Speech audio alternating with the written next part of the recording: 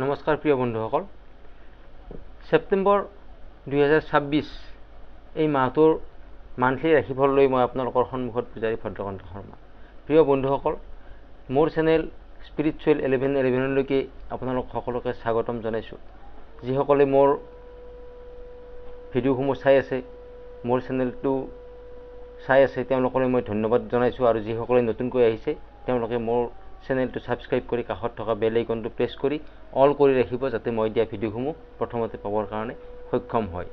প্ৰিয় বন্ধুসকল, ছেপ্টেম্বৰ 2026 এই মাহটো আপোনাৰ কাৰণে কেনেকুৱা হ'ব? আপোনাৰ স্বাস্থ্য, আপোনাৰ শিক্ষা, ভাগ্য, প্ৰেম, এই সকলোখিনি আপোনাৰ কাৰণে কেনেকুৱা হ'ব? কি সফলতা আপুনি অৰ্জন কৰিব? কি সাৱধানতা আপুনি ল'ব লাগিব? এই বিষয়ে বিশদভাৱে এই ভিডিঅ'টোত আলোচনা কৰিম। প্ৰিয় বন্ধুসকল, এইটো কোনো ব্যক্তিৰে কোনো ব্যক্তিগত ৰাশিফল নহয়। এইটো জন্মৰাশি আৰু চন্দ্ৰ ৰাশিৰ ওপৰত আধাৰিত এটা কালেক্টিভ ৰাশিফল।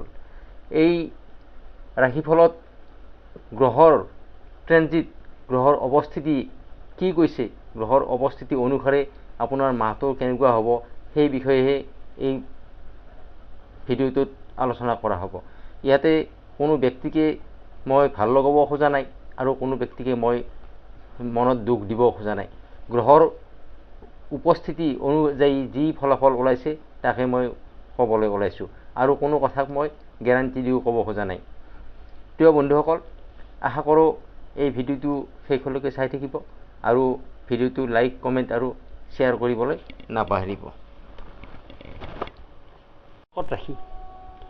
কৰ্কট ৰাশিৰ এই মাহত প্ৰথম গৃহত আপোনাৰ বৃহস্পতি আৰু দ্বিতীয় গৃহত আছে বুধ, ৰবি আৰু কেতু, আৰু তৃতীয় গৃহত আছে আপোনাৰ শুক্ৰ, অষ্টমত আছে ৰাহু, নৱমত শনি, দ্বাদশত মংগল। 2 ছেপ্টেম্বৰত শুক্ৰ যাব তুলা ৰাশিলৈকে, অৰ্থাৎ চতুৰ্থ গৃহত যাব শুক্ৰ, আৰু 7 ছেপ্টেম্বৰত বুধ যাব আপোনাৰ তুলা ৰাশিলৈকে, অৰ্থাৎ চতুৰ্থ গৃহলৈকে আহিব বুধ। 18 ছেপ্টেম্বৰত মংগল কৰ্কট ৰাশিলৈকে আহিব, প্ৰথম গৃহত আহিব, আৰু 17 ছেপ্টেম্বৰত সূৰ্য কন্যা ৰাশিলৈকে যাব, অৰ্থাৎ তৃতীয় গৃহলৈকে যাব।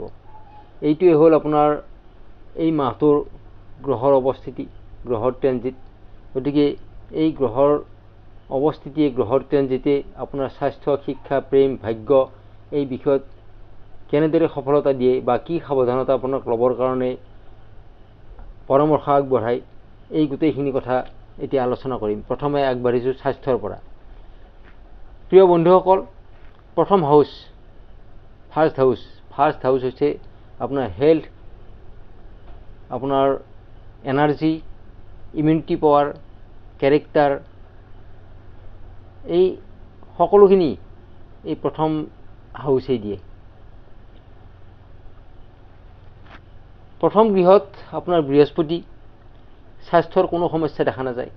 কিন্তু আপোনাৰ 18 ছেপ্টেম্বৰৰ আগতে মংগল যেতিয়ালৈকে আপোনাৰ 12 নম্বৰ গৃহত থাকে, 12 হাউচত থাকে,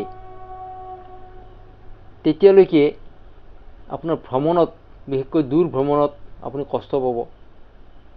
আপোনাৰ খোৱা লোৱাৰ প্ৰতি কিছু ধ্যান দিব লাগিব, বিশেষকৈ আপোনাৰ পেটৰ সমস্যা, কোনো খাদ্য খালে আপোনাৰ হজম নোহোৱা, ইনডাইজেশ্যনৰ সমস্যা, কনষ্টিপেশ্যনৰ সমস্যা, এনেকুৱা ধৰণৰ কিছুমান সমস্যা আপোনাক দেখা দিব 18 ছেপ্টেম্বৰলৈকে।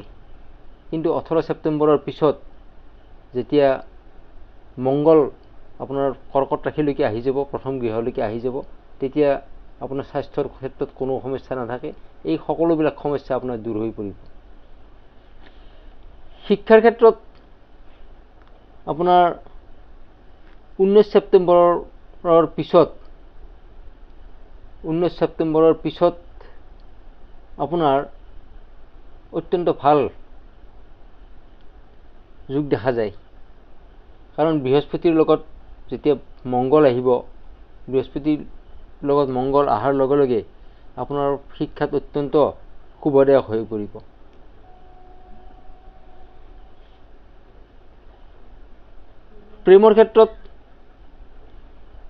প্ৰেমৰ ক্ষেত্ৰত আপোনাৰ পঞ্চম গৃহৰ স্বামী মংগল আৰু প্ৰথম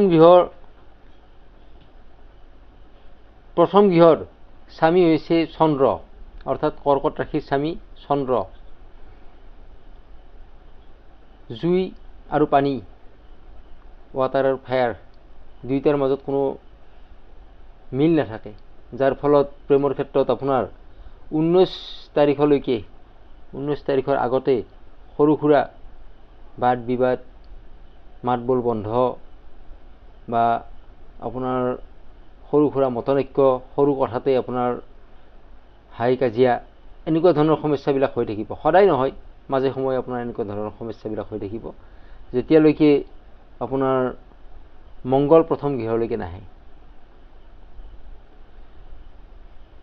এইবাৰ ভাগ্যৰ ক্ষেত্ৰত আপোনাৰ ক'বলৈ গৈছোঁ, ভাগ্যই আপোনাৰ সম্পূৰ্ণ সহায় কৰিব এই মাহত, কিন্তু আপোনাৰ শনি কিছু ডিলে কৰিব আপোনাৰ কামবিলাকত। শনিৰ পৰা আপুনি সফলতা পাব, কিন্তু কিছু পলম হ'ব। ধন টকা পইচা ফালৰ পৰা আপোনাৰ চিন্তা নাথাকিব, ধন টকা পইচা ফালৰ পৰা আপোনাৰ আহি থাকিব। গতিকে আপুনি ধৈৰ্য নেহেৰুৱাব, আপোনাৰ সফলতা নিশ্চয় আহিব, কিন্তু হয়তো অলপ পলম হ'ব পাৰে। আপোনাৰ শ্বেয়াৰ মাৰ্কেট, ট্ৰেডিং বা ষ্টক মাৰ্কেট, এইবিলাকৰ পৰা আপুনি ভাল ধন টকা পইচা লাভ কৰিব পাৰিব। ব্যৱসায় আপোনাৰ অত্যন্ত ভাল, ব্যৱসায়ৰ ক্ষেত্ৰত কোনো সমস্যা দেখা নাযায়।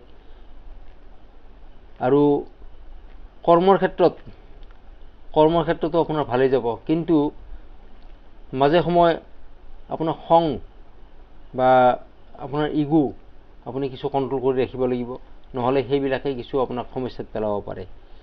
এই মাহটোত যদি আপুনি প্ৰত্যেক দিনে যদি সূৰ্যক পানী দিব পাৰে, তেনেহ'লে আপুনি আৰু বেছি ভাল ফল লাভ কৰিব পাৰিব।